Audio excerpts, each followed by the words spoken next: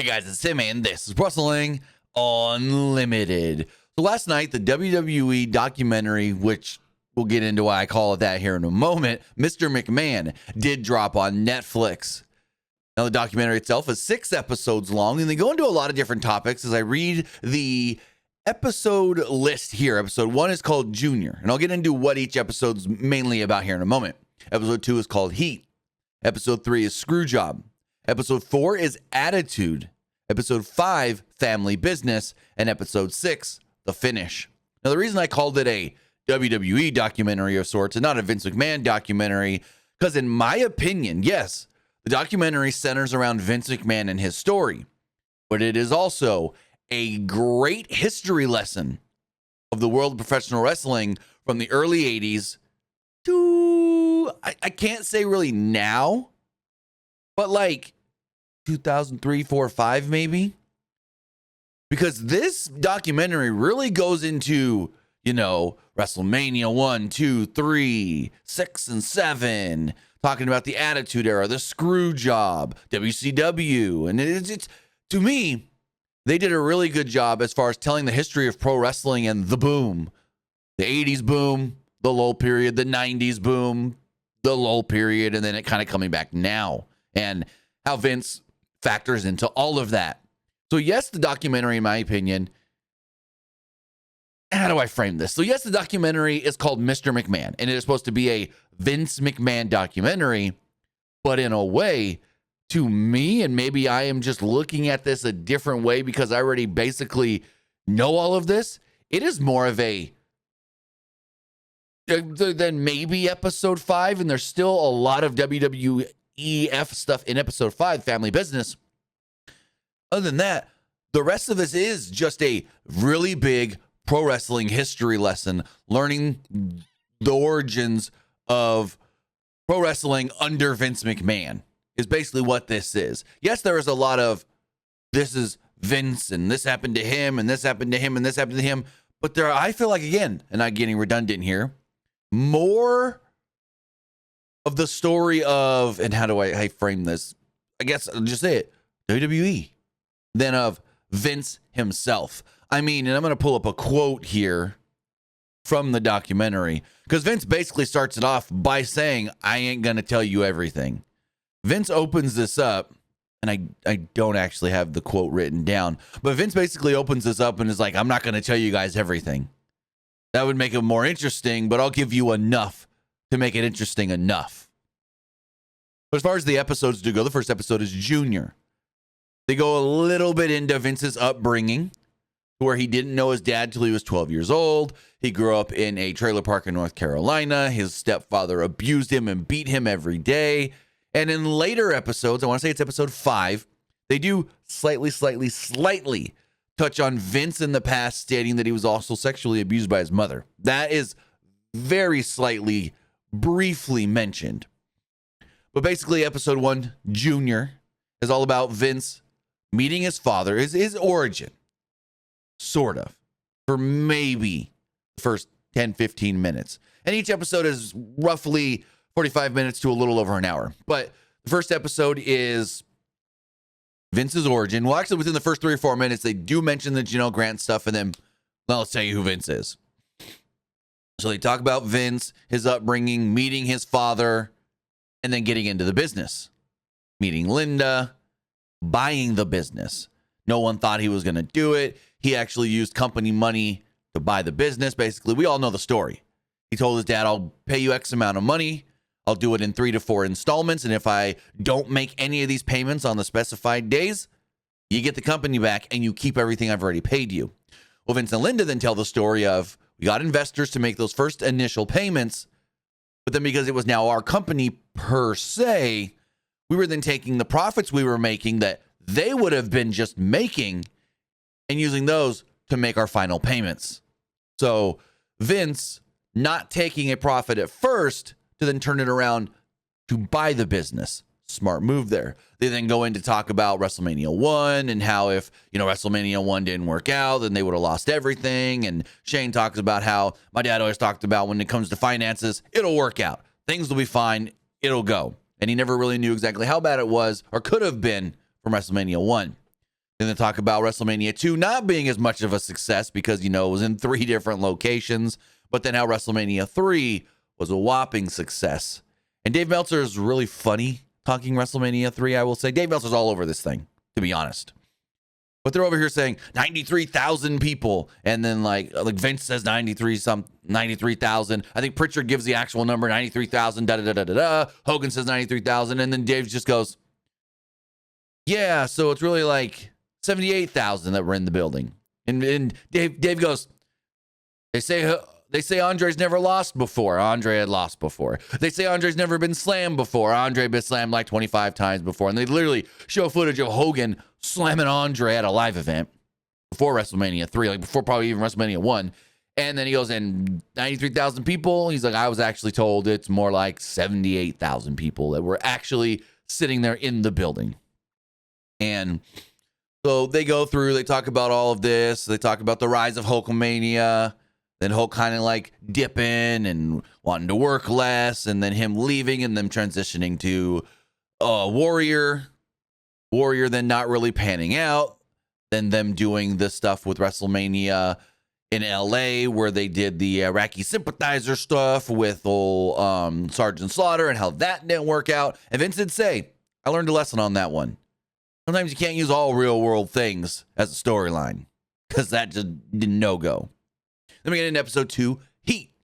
Heat is when things start coming up about Vince. They talk about Rita Chatterton. Not a lot, but they do talk about the Rita Chatterton scandal. Rita Chatterton is the one who said that, she was the first female referee.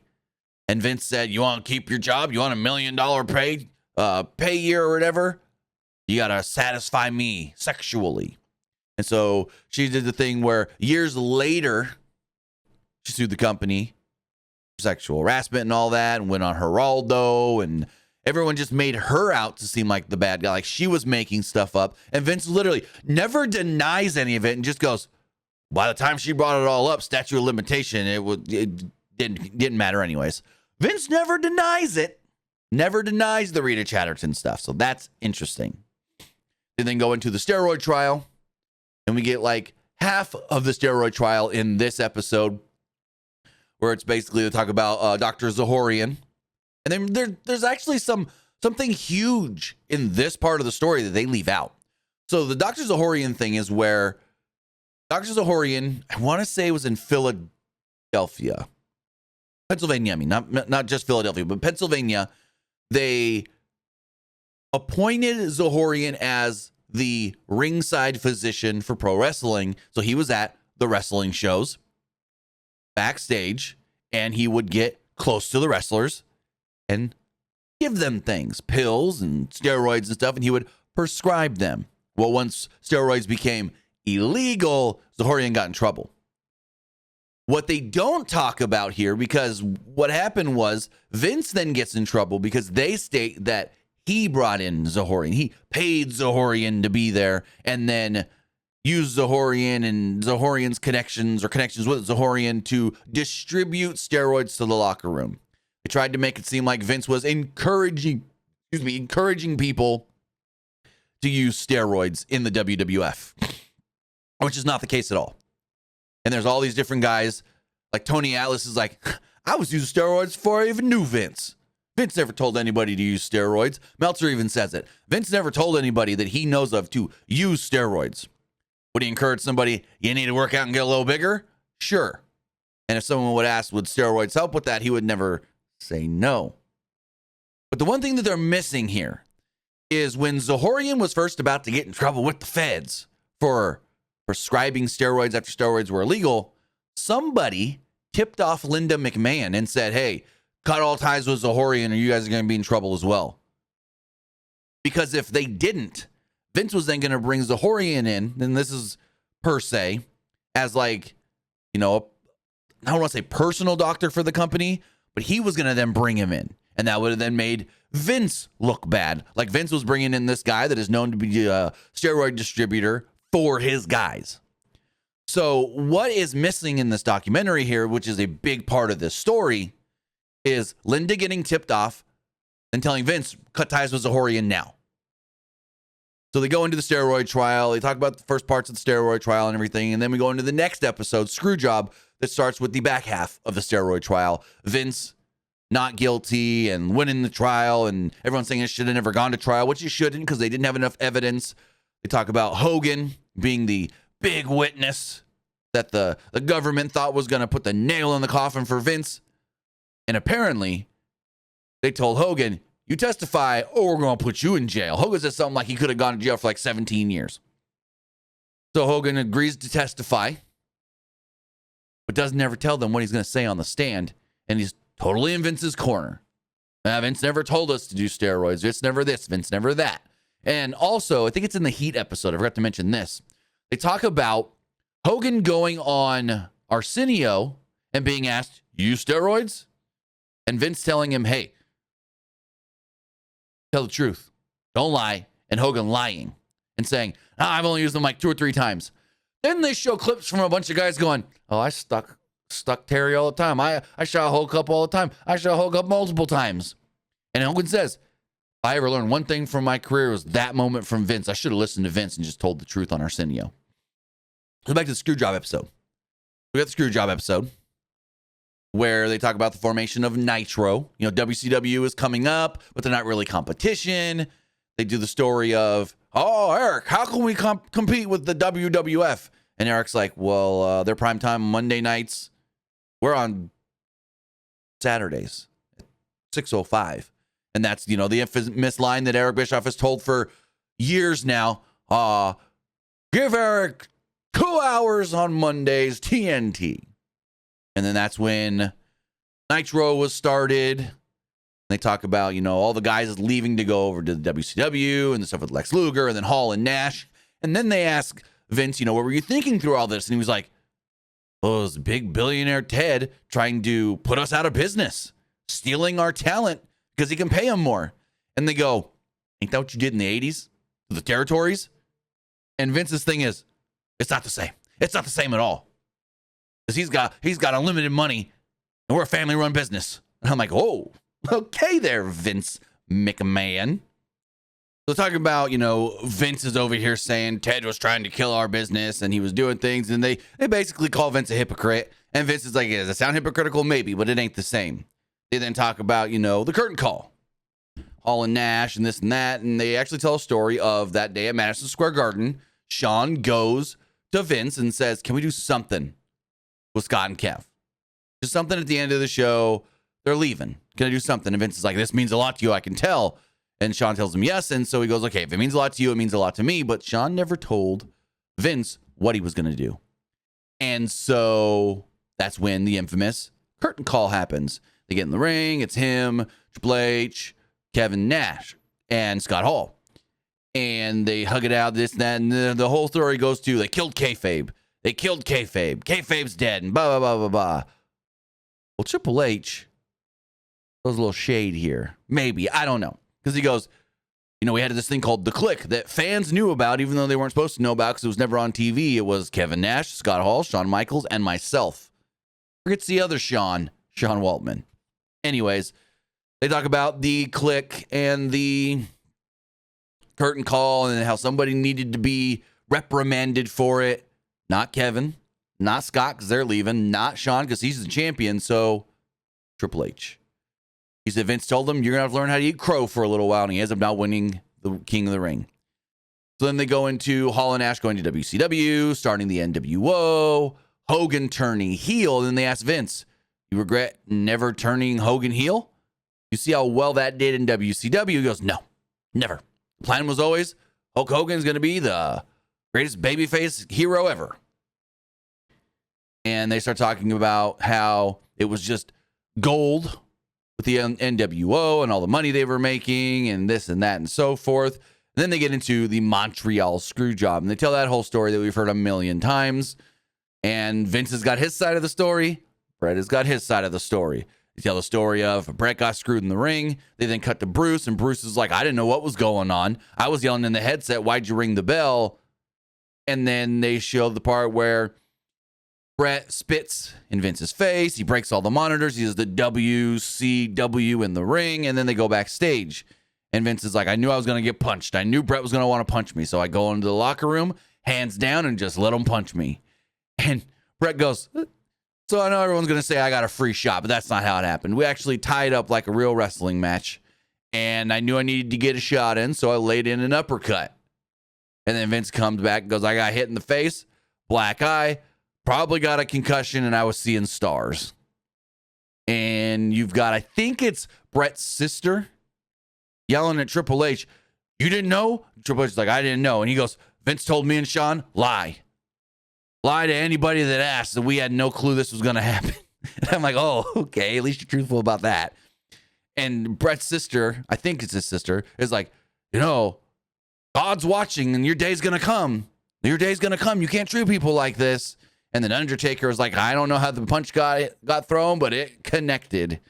He's like, Vince had to do what was right for business, and that's what we thought was right for business. We then go into episode 4, and that's attitude. The big 3 things in this episode are WWE or WWF finally beating WCW in the ratings and whatnot.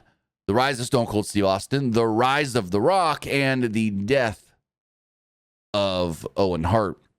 So they go into, you know, because of the screw job, the Mr. McMahon character was created and built out of that, which then feuded with Stone Cold. They brought in Mike Tyson and this and that, and they got all that stuff, and then WrestleMania and blah, blah, blah. Stone Cold, hottest thing in the biz.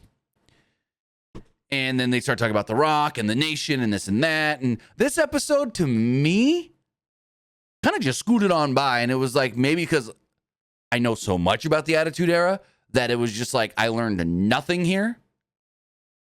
But there was no new nothing at all with this episode. And it's just, again, like I said, the rise of Stone Cold. He talked about how he was in WCW, then went to ECW, and then they got him into WWE, and then The Rock, and they talk about all of that, and the Nation. And then they talk about Over the Edge, 99, when Owen dies. And how, you know, no one saw on the broadcast Owen fall and come down. But everybody in the building didn't know what to think of it, and they knew that something was wrong when it had happened, and then a police officer came to the back, and I think it was, he told Bruce maybe, he's gone. They ruled him dead on the scene, and then all that stuff, and interestingly, there were actually, I do take it back, there was something that nobody knew from Brett. Brett stated that for a while, he thought that Vince did it on purpose. He said, I thought that Vince, not necessarily, I don't think he was saying, I think Vince killed my brother on purpose to get back at me, but it was, he said, basically, and I don't have, you know, I watched this hours ago, so I don't have it fully right in my brain, so I don't want to, I'm probably going to get this wrong, but he said, basically, you know, I thought that they sabotaged that night for Owen on purpose, but then I learned, so, you know, it was just an accident, this, that, and so forth. We then learned that Martha sues WWE. WWE sues the company that was supposed to do the rigging and the safety harness and all that, and they ended up all settling years later. And then we go into, in my opinion, the best episode, Family Business, episode 5, which is all about the McMahons, basically. McMahons and ruthless aggression. This is an interesting one because it's, you know, Vince and his family. They talk about how Stephanie's an on-screen character. Shane's an on-screen character. Linda's an on-screen character, even though she really didn't want to be, but she knew that it was probably right for business and storylines and this and that. And she's like, I was never a good actor, but I did what was asked of me because Vince asked me to do it. Then they get into the Trish Stratus stuff, where Trish is like, yeah, I always get asked about my career and this and that and blah, blah, blah. And then they always circle back to, so remember that one time when you had to get down on all fours and bark like a dog? And so they tell the story of Trish is Vince's girlfriend. And they do the whole thing of, you know, Vince goes, so Trisha's wheeling Linda out and we're talking about drugging her and giving her pills and this, that, and I'm making out with her right in front of, you know, I'm making out with Trish right in front of Linda and blah, blah, blah. And they tell that whole story. And then he goes, and then we get to WrestleMania 17. And in one corner is my girlfriend in storyline. Like he's just like my girlfriend in storyline and my wife in Shane's corner. Excuse me. And he actually talks about how they start the match. Foley like ring the bell because Foley was a special guest referee, and Shane doesn't want to hit him. And he's like, hit me, damn it. And Shane's like, I didn't want to hit my dad. That's not how our relationship was. I never hit back. Basically, he tells the story at one point, Shane, of like him and Vince would wrestle around, but Vince got a little too aggressive one time and like grabbed right at his ribs and like grabbed all the meat on his ribs and squeezed it really hard and actually hurt him a little bit and stuff. And Vince was like, I had to back him in the corner, throw a couple shots, and that woke Shane up, and then we had our match. But so they're talking about that match and that storyline. And Trish is like, yeah, I get asked all the time, was it awkward? Was it this? Was it that? Linda was forced to do it. And she's like, Linda actually gave ideas. There's a spot where they're at the McMahon home. And you see all the pill bottles next to Linda, and she's sitting in a chair. Trish pulls Linda's hair back and kisses her on the forehead. And according to Trish, that was Linda's idea, because Linda said, kiss me on the forehead. That'll evoke emotion and heat from the crowd, and that's what we're looking for. A reaction and people to hate you even more and hate this even more. So it's like Linda was all for the Trish affair storyline. Then they talk about Sable coming in, and they're like, well, you brought Sable in, and then you like started making out with her, and she was your mistress on TV. Didn't she sue you guys for sexual harassment? And Vince is like, I don't know. That was all a blur. What? So then they go on and they talk about, Shane and Stephanie and more stuff with them. And they talk about Triple H getting into the family and how do the storyline of, Stephanie's here and she's going to marry Test, and then she can't marry Test because I actually drugged her and married her and this and that. And then, because we're an on-screen couple on TV, we're together every day, we're getting to know each other personally and in real life, and then we fall for each other. And the thing was, Stephanie goes, my dad's always told me he didn't want me to date a wrestler. He'd want me to get involved with the wrestlers. But then would always slyly go, you should find somebody like Paul. Not Paul, but like Paul. And Shane was always like, no, she doesn't need to be dating him or someone like him. And Shane was always against it. Shane was against it.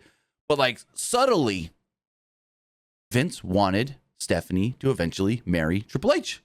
It seems like, because he was always hinting at, you need to find yourself a man like Paul here. And eventually she ended up with Paul.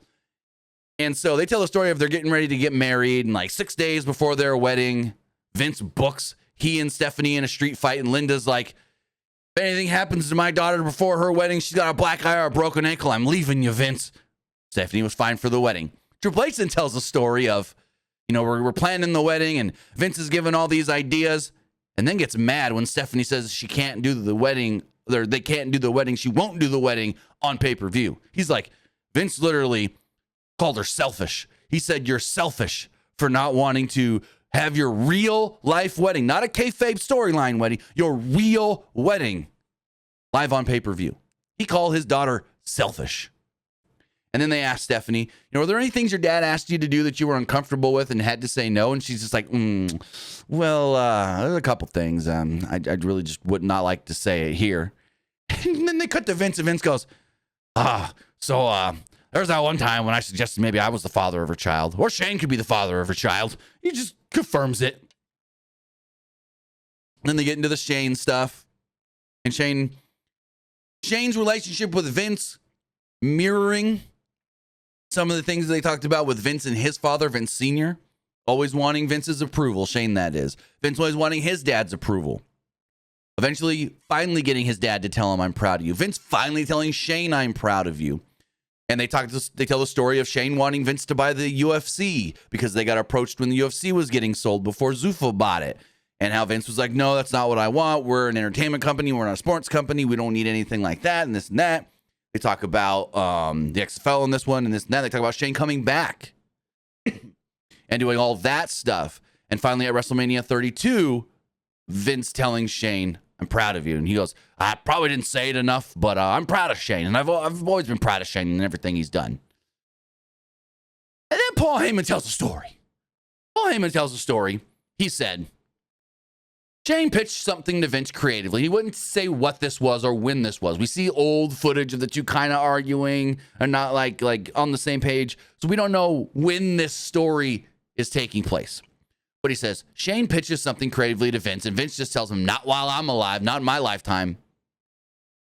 And Shane's like adamant on, we should do this. We should do this. And Vince is just like, oh, okay, well. And he's like, Vince is eating, hands Shane a knife and says, stick it right here.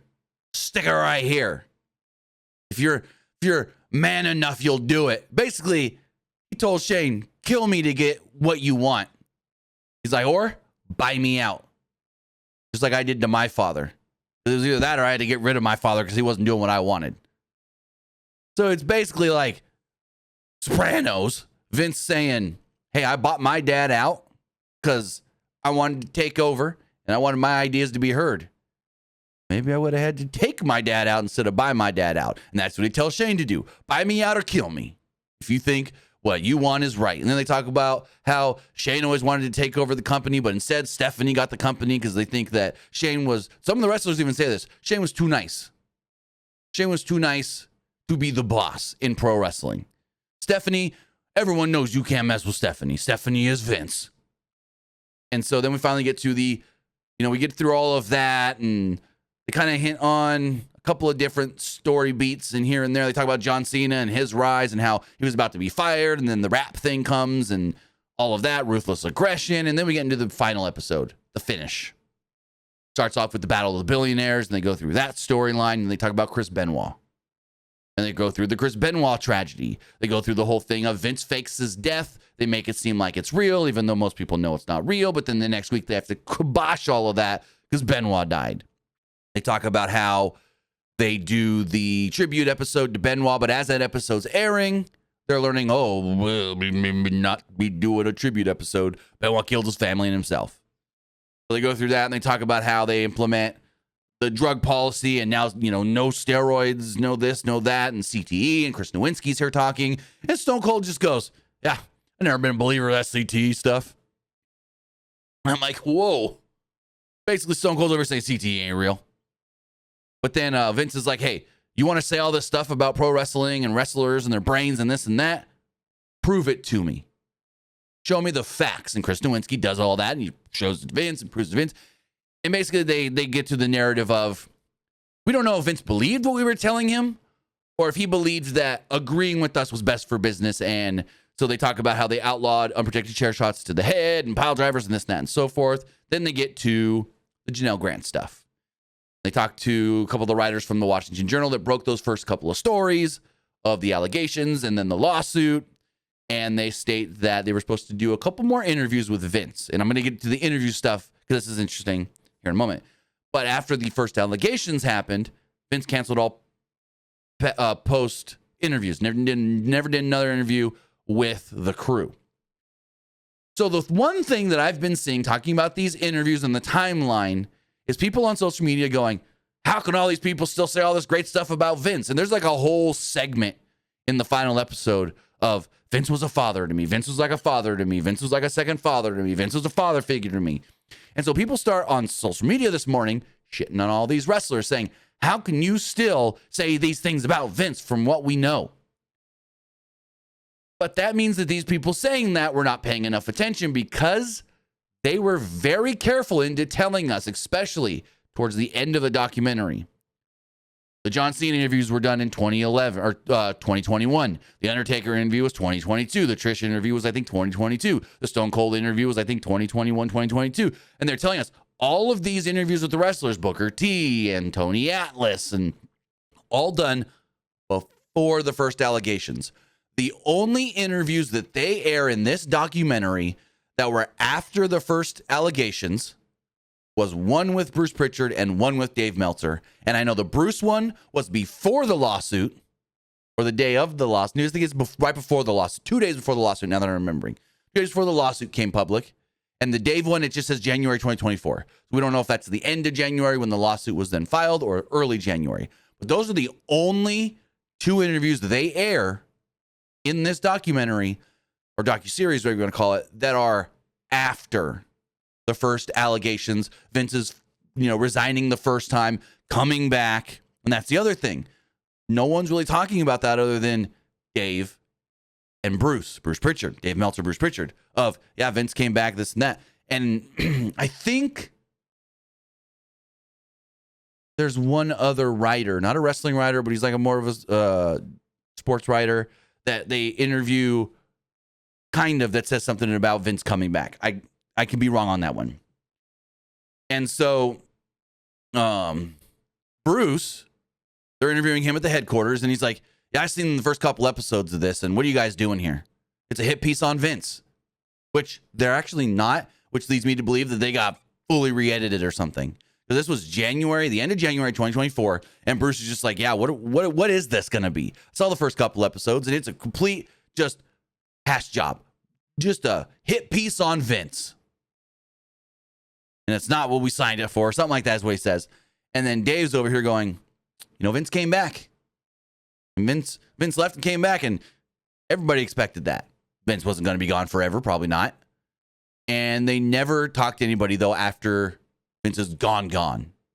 They do bring up, a couple things about how, well, once the merger happened, Vince no longer had any real say in the company and this and that and so forth, blah, blah, blah. And they talk about the Janelle Grant stuff briefly at the end, but they didn't really fully go into it. And yeah, overall, I thought this was a really well put together documentary. If you want to learn the history of pro wrestling from like the early 80s to when Vince buys WCW and then a little bit past that, watch this. You'll learn a lot. You will learn a lot of stuff if you don't know it. If you do know it, you're not really going to learn much other than there's going to be a couple of stories you hear that you go, oh, that's a funny story I didn't know. Oh, whoa, that really did happen. So overall, my impressions are really good. If you're on the fence about watching it, I would say don't run out and go watch it all at once now. You can take your time. It's not something that you got to go see because there's this big, extravagant, what's the word I'm looking for? Just groundbreaking, breaking news story coming out of this. It's more of what, especially if you're already a pro wrestling fan and know a lot of the history, it's already everything we already know with a small, tiny tidbit sprinkled in here and there. But overall, I do think it was a great documentary. Well put together, well edited, well shot and everything. And eventually I would say, go watch this. Overall, it is, and let's do some math here really fast. I'm going to get you all the episode, like the times. We're going to add it all up to see how long this actually is. So let's do some math. It is, episode 1 is 51 minutes. Episode 2 is 55 minutes. Episode 3 is 53 minutes. Episode 4 is 54 minutes.